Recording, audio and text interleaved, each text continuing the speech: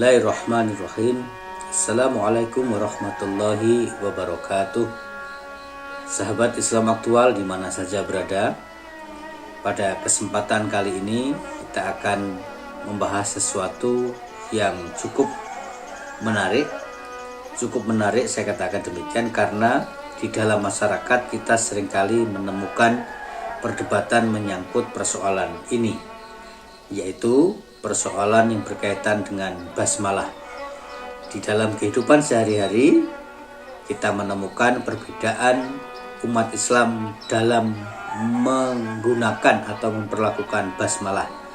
Dalam sholat misalnya, kita menemukan ada satu kelompok tertentu yang menggunakan basmalah atau membaca basmalah secara keras pada saat sholat jahr, ya.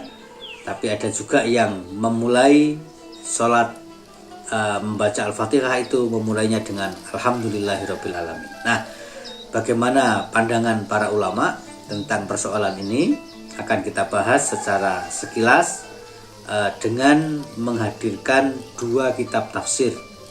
Yang mudah-mudahan dengan menghadirkan dua kitab tafsir ini, lalu kita punya pandangan yang cukup baik tentang bagaimana sebenarnya perdebatan di kalangan ulama tentang hal ini. Nah, dari pandangan yang berbeda-beda itu, kemudian kita bisa menentukan sikap sendiri. Menentukan sikap sendiri atau menentukan pilihan, dan itu adalah sesuatu yang harus kita lakukan karena di dalam menentukan pilihan yang tidak boleh kita lupakan adalah balik setiap pilihan pasti ada rasionalisasi atau pasti ada alasan. Nah, apa tafsir yang akan kita baca pada kesempatan kali ini? Yang pertama adalah kitab tafsir yang berjudul Ahkamul Quran.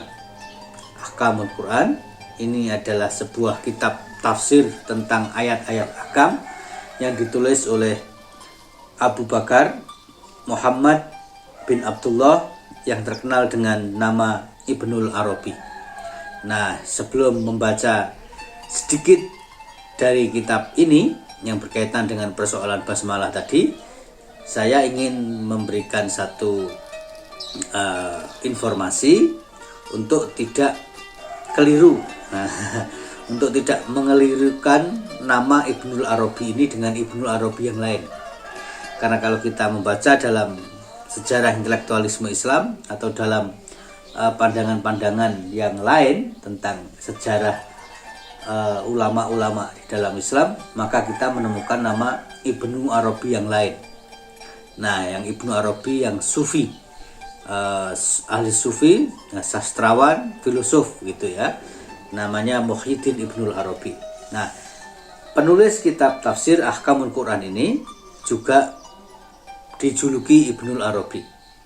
Tapi sekali lagi mohon tidak dikelirukan atau tidak bingung untuk mengetahui Ibnul Arabi dari, mohon tidak bingung untuk bisa membedakan Ibnul Arabi yang ini, yang ahlul fikih ini, dengan Ibnu Arabi yang sufi, ahli sastra dan filsafat itu.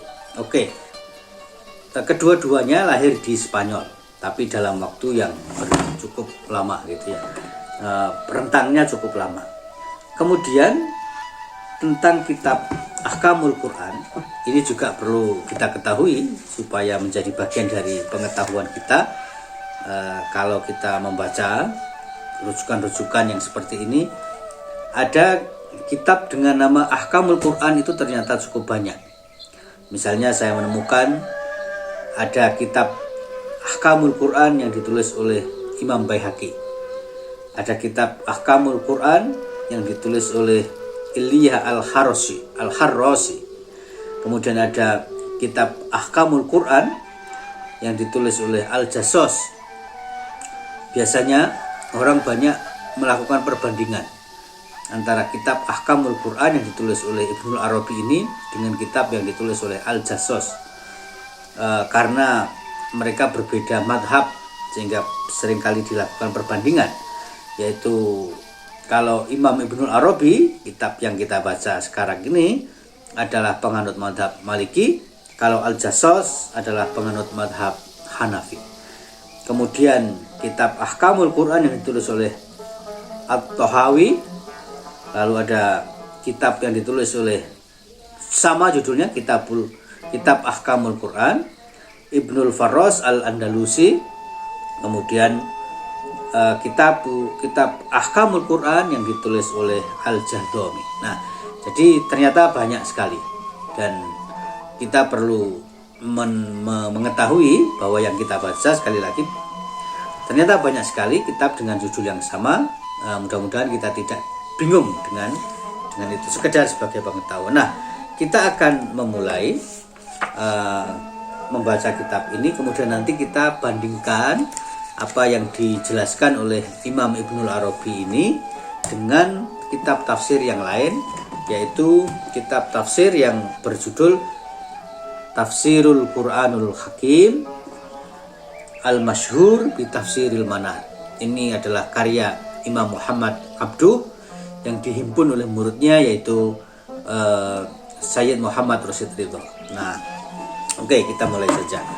Baik, tentang basmalah ya, karena sebagian ada yang membaca basmalah sebagai bagian dari Al-Fatihah, ada juga yang tidak. Baik, kalau kita buka kitab Ahkamul Quran yang ditulis oleh Ibnul Arabi ini, dia membukanya dengan mengatakan Suratul Fatihati fiha khamsu ayatin.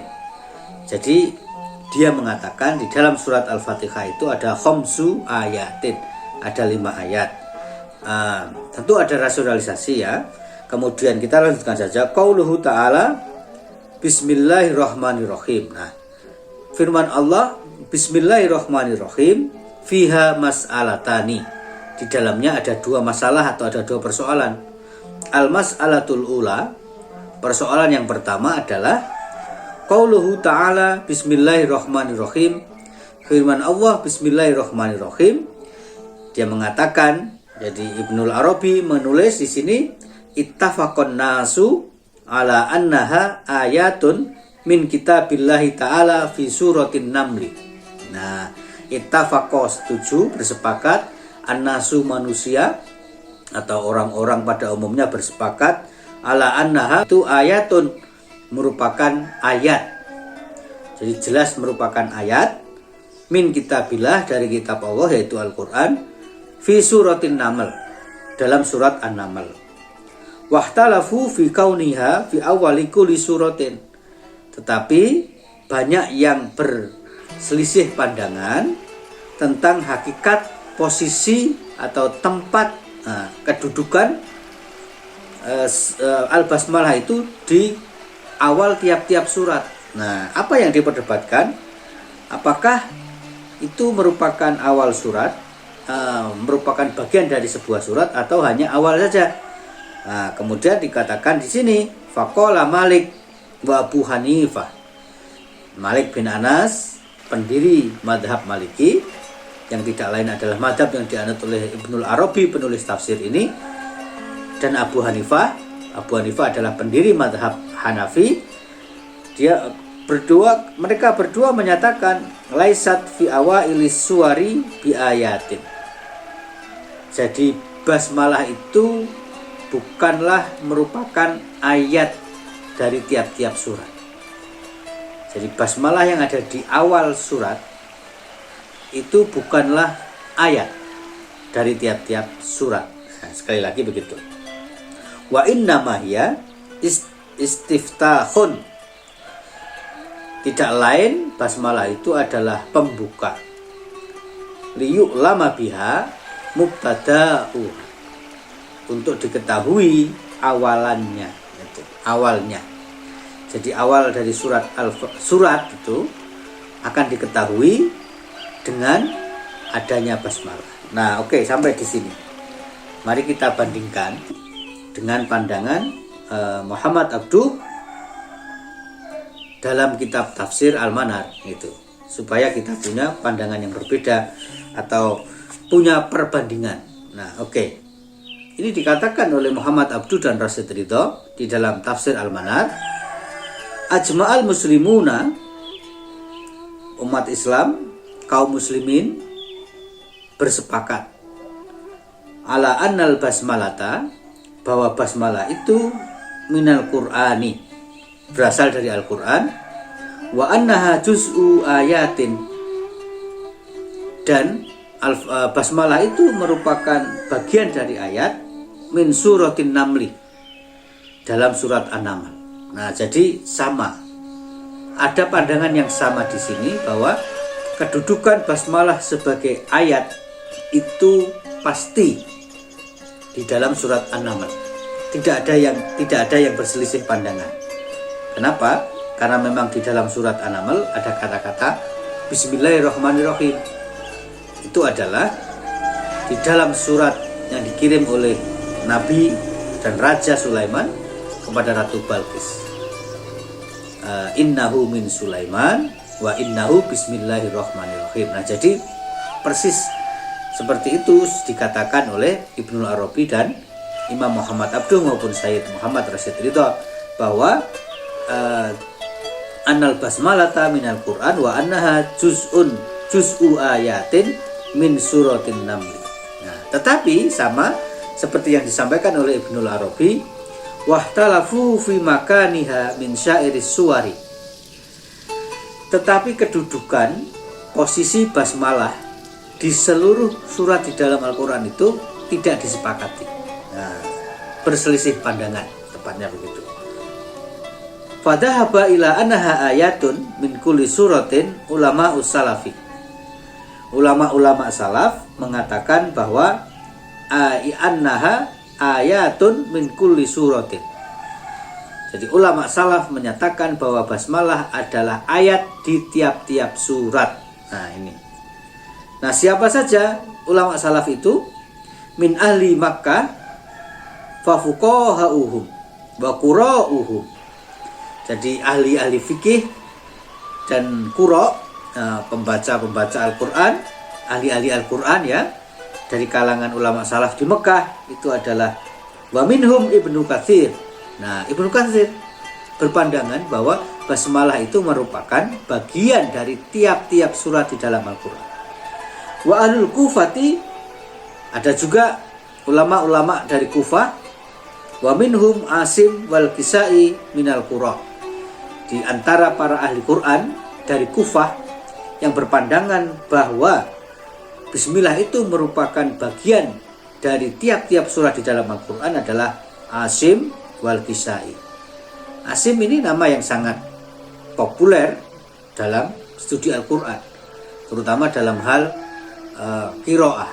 Itu ada qiraah sab'ah, salah satunya itu adalah Imam Asim. Wa ba'du sahabati wa tabi'ina min ahlil Madinah, dan sebagian sahabat dan tabi'in dari ahli Madinah, dari orang-orang Madinah juga berpandangan demikian. Wasyafi'i fil jadid. Wal Syafi'i fil jadid itu maknanya Syafi'i, Imam Syafi'i dalam pandangan fikihnya yang baru. Kenapa demikian?